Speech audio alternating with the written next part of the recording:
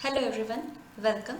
My name is Shreya and today we will be talking about governance and its role in improving the status of a country from underdeveloped to a developed one. So before anything, before if we even we talk about what is governance, what are its characteristics and everything, let's take a case study which will help you make understand the whole concept much better. So here we have a case study of South Korea. South Korea, as you would know, was suffering from a war, the Korean War, and this was the status of South Korea at the 1960s. And this is South Korea today. All of you must have heard about South Korea, must be watching some of the Korean shows, having those noodles. So today it is an aspirational country where everyone wants to go. But this was South Korea like not even a 100 years ago. So what has transformed South Korea from this war-rigged country to a developed country? This is all because of governance. Let's see how governance has changed South Korea. This is the status. How did we achieve it from $100 to $30,000 GDP, from an authoritarian regime to a fully democratic regime? So when South Korea suffered the war, after that South Korea focused on a very development oriented state. It focused on the coordination between government and industries. It focused on 5-year plans. Then it was an authoritative leadership but also a development oriented one. So it provided stability. That authoritarian regime provided stability and some sort of predictability of laws. Then South Korea focused on its export-oriented economy. As you must all know that South Korea is famous for its manufacturing, so it focused on just that. You must all know that even India is good at manufacturing, but that is something we are struggling to be equipped with.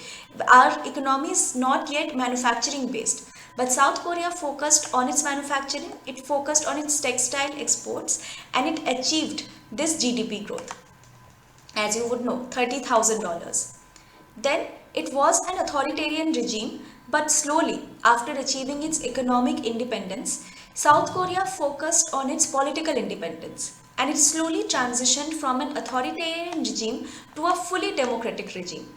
So South Korea, which was an underdeveloped country in the 1960s, dependent on foreign aid, is today part of OECD, which is known as the nation group of rich. Then it ranks very high in its social development indicators, including education or the happiness index. So this is the power of governance, how it can transform a country from this to this.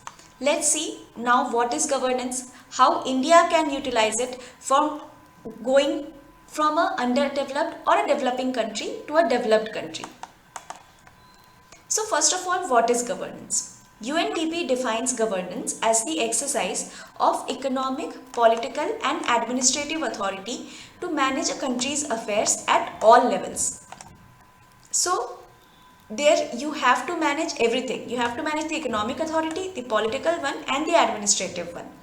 In economic policy, let's just take the example of South Korea, which we talked about, that on the economic front, South Korea focused on its manufacturing sector for its export orientation. On the political front, South Korea transitioned from an authoritarian regime to a democratic one. And on the administrative front, South Korea focused on stability, it focused on increasing its productivity and development, including the 5-year plans. And through this, it managed country's affairs at all levels. It is the way rules, decisions and actions are made and implemented in an organization or a country to manage all its affairs effectively. So it includes the rules, whatever the laws you have, whatever decisions are being made by the legislature and the actions which are to be performed by the executive. It is set of all of this and how it is implemented in an organization or a country. So we just talked about the country, but it can be at different levels. It can be at local level, it can be at state level, it can be in an organization, it can be in a school, it can be in a company, it can be at any level. But it will need governance. Two specific things that you have to remember with governance, that it is context specific and it is value neutral. Whenever I'm talking about governance, it need not be at a national level. It can be at state level, it can be at local level. So it can be local governance like in a Gram Sabha. It can be ethical governance. Today we talk about CSR in corporate bodies, so it can be that, and it can be e-governance. Today we all are part of this e-governance through our UPIs and through our JAM Trinity. So it can be at the level of that. Then the governance is always value neutral. It is not in itself a positive or negative thing. It is value neutral. It depends on how it functions. It can be positive if it is used well, if it achieves the goal it desires to achieve.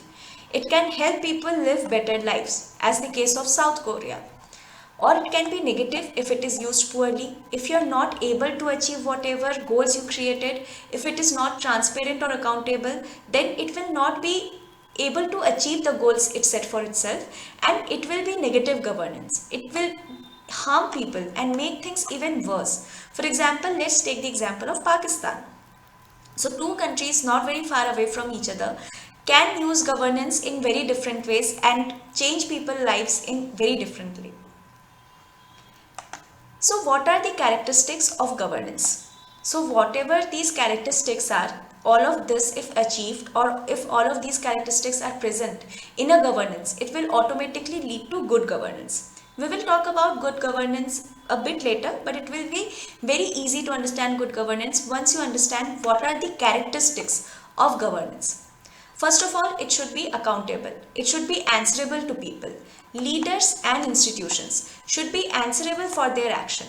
For example, if you have, let's say, spent 100 crore in a project, you should be answerable that what are its results. You should be answerable that where did you spend that 100 crore. So social audit is an example of it. Under Manrega it is done and it improves accountability. Manrega would be at a very local level. There are audits or there are accountability measures at national level, including Lokpal and Lokayuk. Then the second characteristic is of transparency. It should be transparent. People should have knowledge about the decisions that are being taken, about the funds that are being allotted. So decisions and enforcement, both of those. So the policy is being passed, that is also to be known, and the enforcement, how it is to be implemented, should also to be known very openly. Today, all of these government sites are mandated to show their data very publicly on their sites. They should be easily accessible. Without even requesting an RTI application, you are gaining all of this information from their site. You have that right to see all of these informations, and it should be accessible to the public. It builds trust and reduces corruption. Of course, when you have to be transparent about your conduct, it will lead to reduced corruption. For example, RTI, very major act in India, which forever changed the course of governance in India. In 2005 it came, and it enhances the transparency in governance. Then rule of law, very important one. Rule of law is that the government is being run by the laws of the country. Legal frameworks must be fair and enforced impartially. So it should be enforced in a fair way throughout everyone. So it should be enforced in the same way for a common citizen to the Prime Minister, let's say, or to the government policies. Everyone should be enforced, or everyone should be equal before the law. For example, an independent judiciary has a very important role in maintaining the rule of law. As you must all know that Indian judiciary for say, is the protector of constitution and the interpreter of the constitution, and it maintains the rule of law. That whatever is being done should be in accordance to the law, and it should be responsive, that whenever you are having any complaint or you have any grievance, you have any suggestion or feedback to give, the institution or the organization should be responsive to it. It should serve all stakeholders. It should serve the government, it should serve the citizens, it should serve the, let's say, body corporate, everyone alike within a reasonable time frame.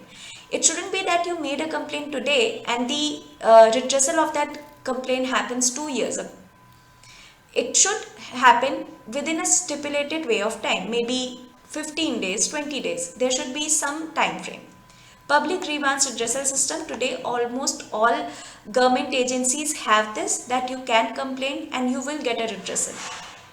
Equity and inclusiveness, very important, that all groups, especially the vulnerable, must have opportunities to improve or maintain the well-being. Eventually, you are making a governance policy to make the lives of the worst off better. Whenever you make a policy, it is mostly done with the view of the most vulnerable people, of the most marginalized section. So it should be able to improve the well-being of those sections. Inclusive governance ensures social justice and prevents marginalization. That justice is done to all, that no one is left behind. For example, affirmative action policies like reservation. It gives you an extra edge. It sort of gives you a cushion for the past injustices. Then it should be effective and efficient. That is the most important point for a governance policy to succeed, that it should be effective and it should be efficient. Institutions should produce results that meet public needs using the resources optimally. That you should use the resources in an optimal way. There should be some cost to result ratio. It shouldn't be that you are spending 100 crore for gaining 1 crore, or it should need not be always be in an economic term, it can be in a social term also, but there should be some cost and result ratio. For example, Singapore's lean and efficient public service delivery. It's very lean, it's not very over the top, but it is efficient public service delivery. Then participation. Both men and women should have a voice in decision making, either directly or through legitimate representation. Both men and women, or let's say that people from all backgrounds, all castes and religions, should have a voice in decision making, and it can be direct or it can be indirect, but it should be through legal representation. For example, Panchayati Raj institution. In Gram Sabhas, that there is participation, that the whole of the village will be part of Gram Sabha and there will be representation of everyone.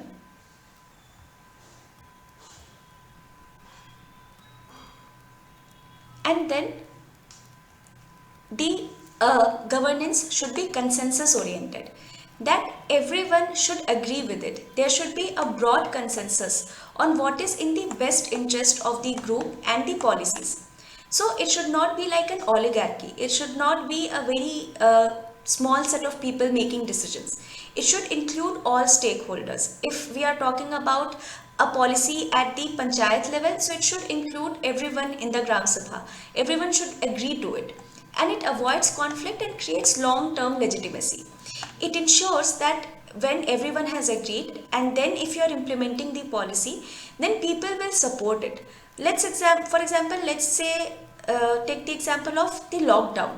How with the Thali Bajao Andolan, everyone became a part of this initiative.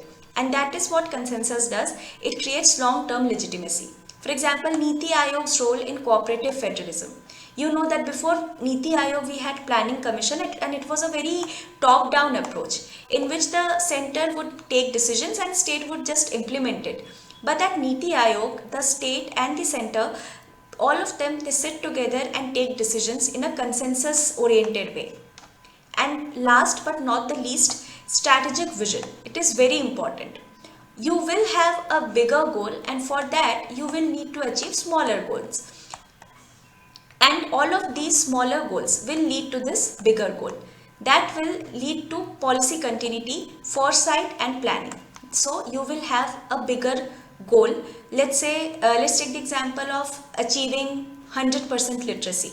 So that is your bigger goal, that is your vision. For that you need planning. So in planning you will maybe want to make educational institutions at rural level, let's say open schools at rural level, and policy continuity. You should see that these schools are being held properly, being run very properly. There should be regular checkings, regular cleaning, and then opening up of more educational institutions, maybe higher education. So that will lead to policy continuity. And all of these are part of strategic vision. For example, let's say Niti Aayog strategy for New India at 75. That is a strategic vision for how India will look at 2075. So you have certain goals which are to be achieved at 2075, and for those you need to achieve smaller goals at this point of time. Now, all of this will lead to a virtuous cycle of good governance. Let's say that you come up with effective governance, that you have a certain amount of resources, and for that you have planned very effectively that how it will lead to the desired results. It will lead to inclusivity, because if you want a certain amount of money to be used very effectively in achieving the desired results, you will need the support of the entire community. So you need it to be inclusive, include the marginalized communities in it as well. And when all of these people will be involved, they will ask questions, and it will lead to transparency. You have to be transparent. You will have to let them know that how your policies are being worked upon, how much resources you have taken, how much resources are being spent, what will be the results of it, what are the goals of it. And all of this will ensure stability, because people will know how the policies are being made, what is the status of it, what more needs to be done. It will all lead to stability, because no one will be against that policy in which they are a part of. And then it will lead to economic growth. So if your policy is effective, if it is inclusive, if it is transparent, and if it is stable, it will automatically lead to economic growth. And all of this will lead to efficient service delivery, because it is efficient, because it is inclusive. No one is left behind. It's not that half of the people are not getting the LPG cylinder delivery. It is transparent, because again, as you know, that you have made certain informations public. It is stable, it is fostering economic growth, and it is efficient. So all of this will automatically lead to effective governance, and this whole cycle will again continue. And as I told you, that a governance policy can be good or bad. So this is the good side of it, but there can be a bad side, which is the vicious cycle of poor governance. So if the policy is not transparent, if people don't know that where their money is going, it will lead to trust deficit between the government and the citizens. The citizens won't trust the government that they are going to do something good. Whatever their goal will be, whatever the government's goal will be, people will not relate to it. And if they don't trust, then they will not engage. And if there is disengagement, it will lead to apathy. And it will result in low willingness to pay taxes, because you will think that what good will your taxes do in a country where you don't know where your money is going. And when you don't pay taxes, it will lead to reduced resources for the government, because for government taxes are the major source of their revenue. And if they don't have enough resources, there will be a very poor quality of public service, because they don't have money to give you good services. And all of this will lead to poor governance, because the service is not up to the mark, because there is not enough resources to improve it any further. There is no transparency, there is no inclusivity, there is no participation. So all of this will lead to poor governance, and again a poor governance lead to trust deficit. For example, let's say the road beside your home is broken and someone met an accident here. It will lead to trust deficit. You will not pay taxes, or you will not be willing to pay taxes, let's just say that. And if you don't pay taxes, government will not have resources to make this road again, and the vicious cycle of poor governance will continue. So who are the stakeholders of governance? We just talked about that a governance policy, to be participatory, needs to have participation of all its stakeholders. So who are these stakeholders? So if we talk about governance at national level, the stakeholders can be state, market and civil society. In state, it will include the legislature, the judiciary, executive, the bureaucracy, civil servant, everyone will be included in the state aspect.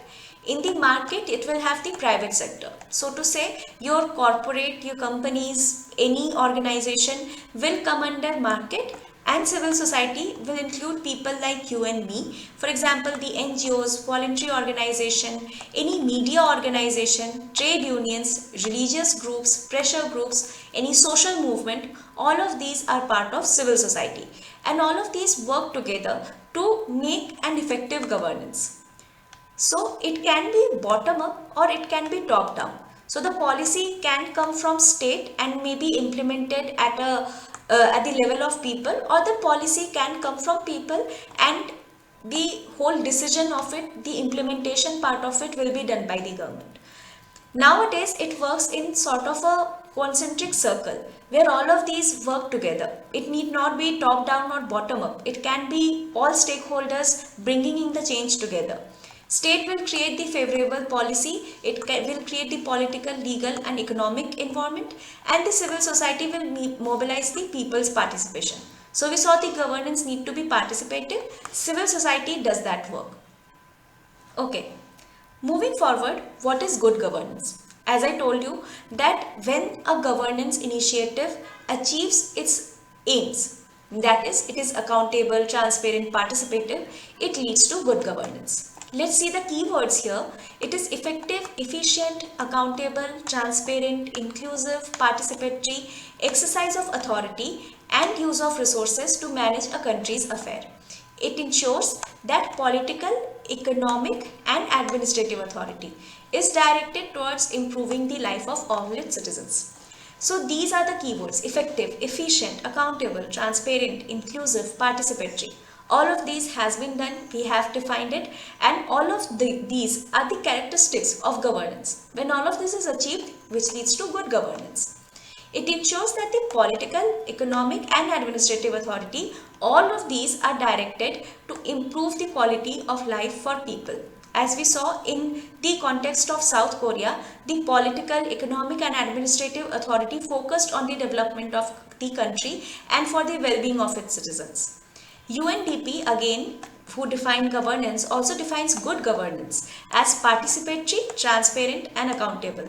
Again, the terms which we have dealt with in great detail: participatory, that it should be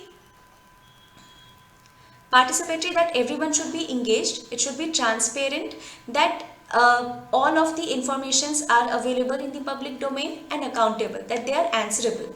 It should be effective and equitable, so to say that it should be inclusive. It should, the fruits of any governance policy should be available to everyone on a fair basis, and it promotes rule of law. Again, a term which has been dealt with in great detail. UNDP identifies 8 core characteristics of good governance, and we have dealt with all of those. That is, it should be accountable, it should be transparent, it should be responsive, it should be equitable, which again we talked about. It should be inclusive, that is, the marginalized section especially should be a part of it. It should be effective and efficient. There should be some cost to result ratio. It should follow rule of law. It should be according to the law. It should be participatory. It should involve everyone and should be consensus oriented. It should have a broad consensus on what is good and what needs to be done.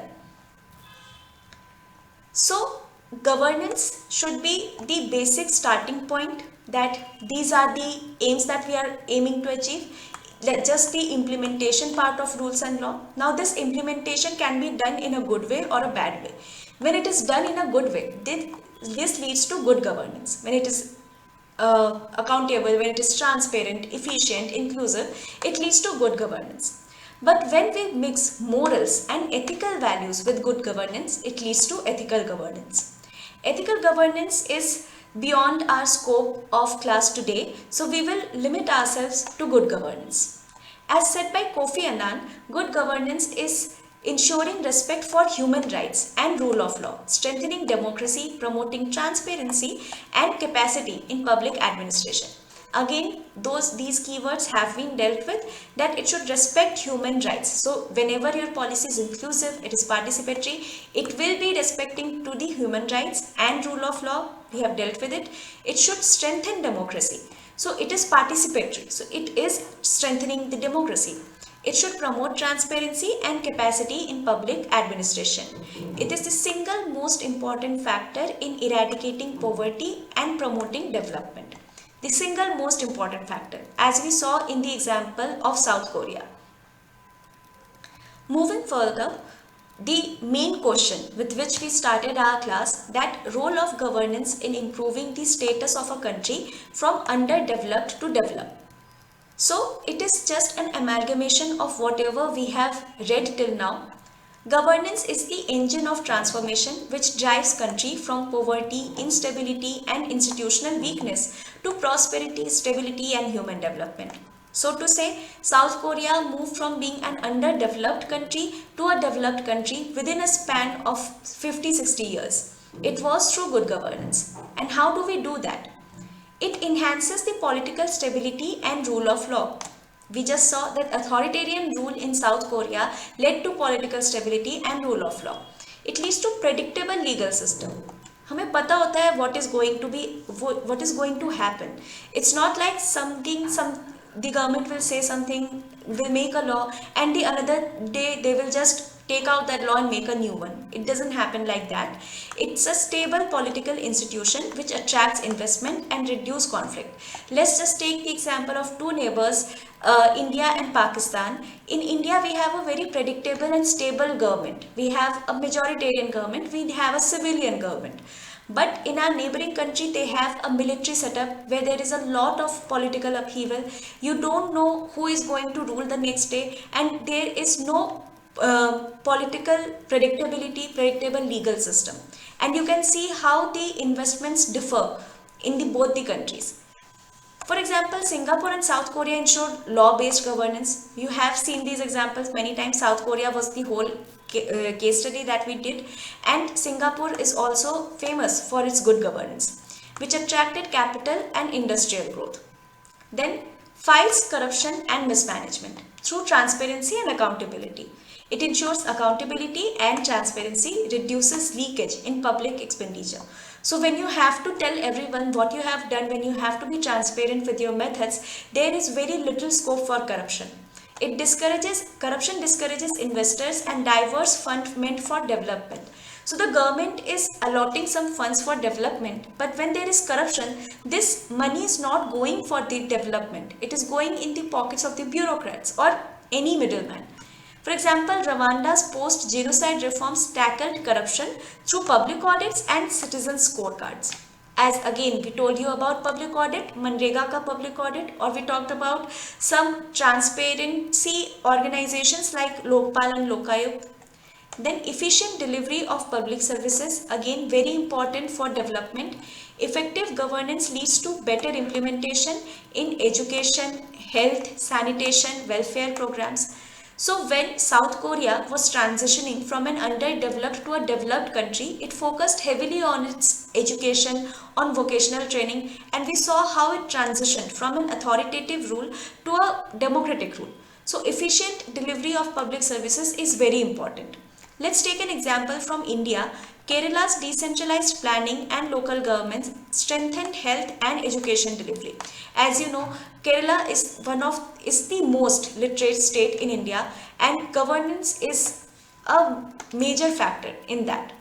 Then it should be participatory and inclusive. It should ensure that marginalized and vulnerable groups are not left behind.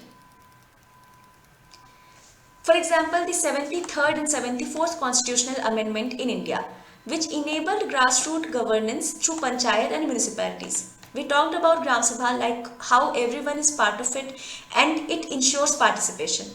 It promotes institutional capacity and political continuity. So for a policy to continue, the institutional capacity building is very important. It ensures policy stability, long-term planning and evidence-based decisions. So you have taken a policy, you are trying to implement it, then you see what actual ground reports have been achieved, and then you use that data to further make policy. So that is evidence based decisions.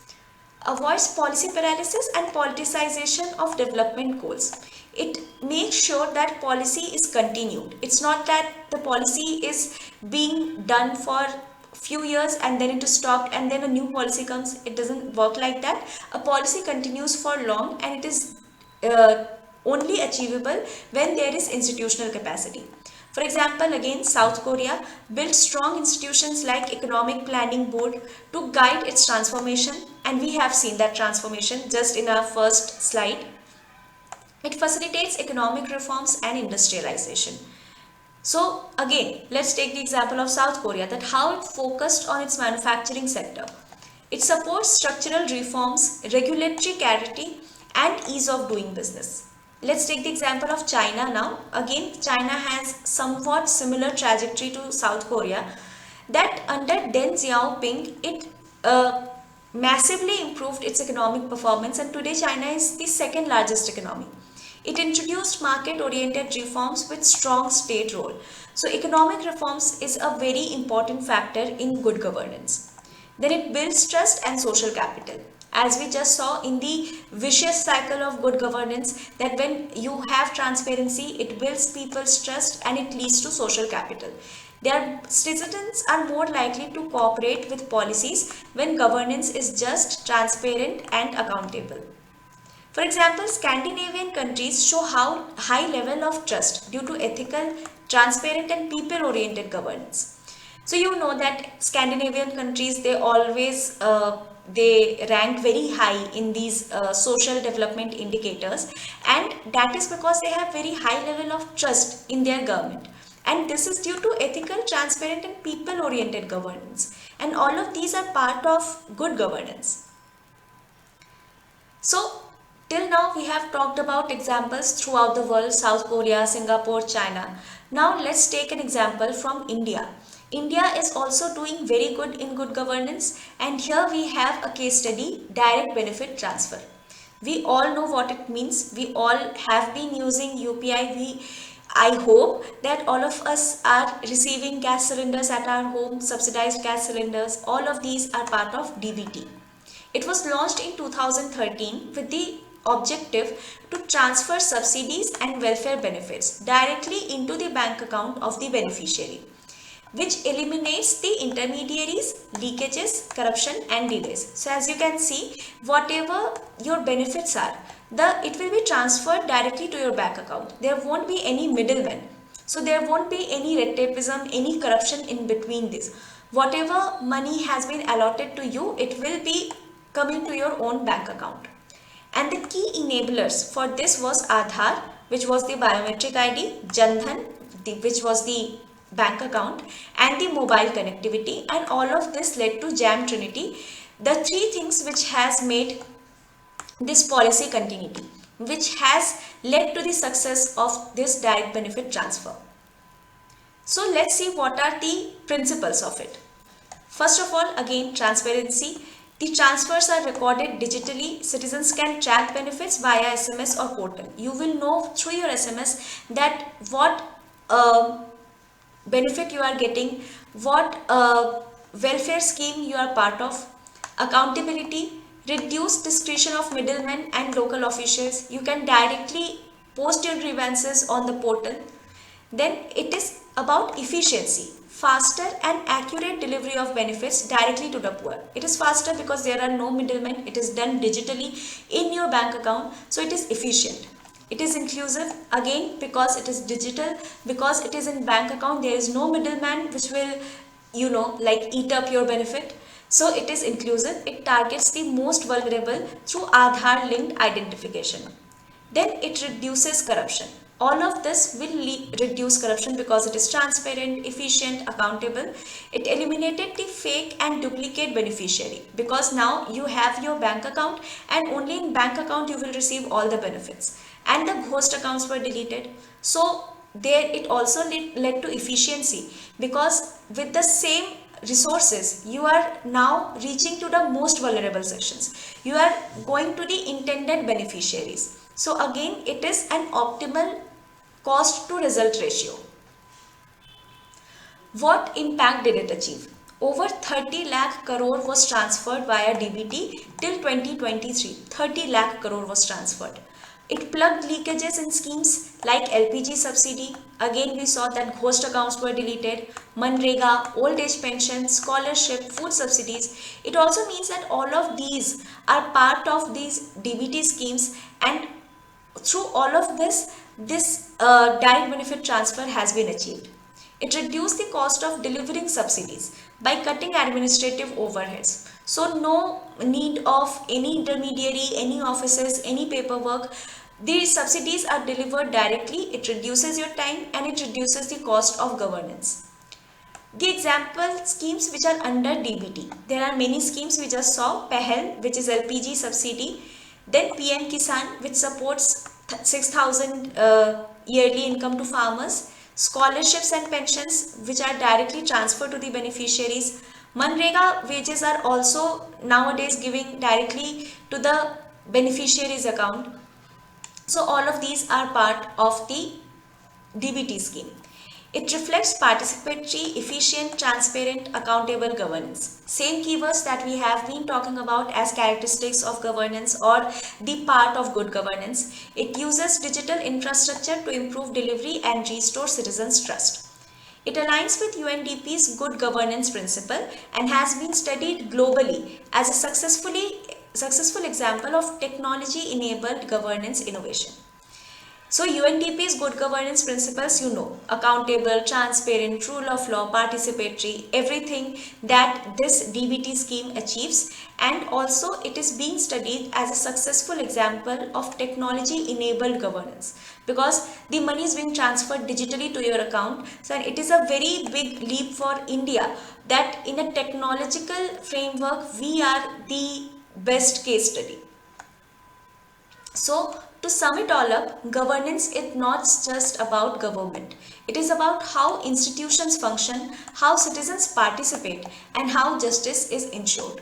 So institution functions in rule of law, in the consensus orientation, how citizens participate, again participative governance, inclusive governance, and how justice is ensured, how policies are made and how are they implemented. For a country to move from an underdeveloped to developed, it must invest in governance reforms and not just infrastructure and industry. You cannot just make big schools if there is no proper checking, if there is no policy continuity. So we need governance reforms with the infrastructure and the industry. As UNDP said, good governance is development in itself, which is also visible through the example of direct benefit transfer in India or the example of the whole transformation of South Korea from a war-rigged country to a developed country. So that's it for today, and that is with the class. Okay.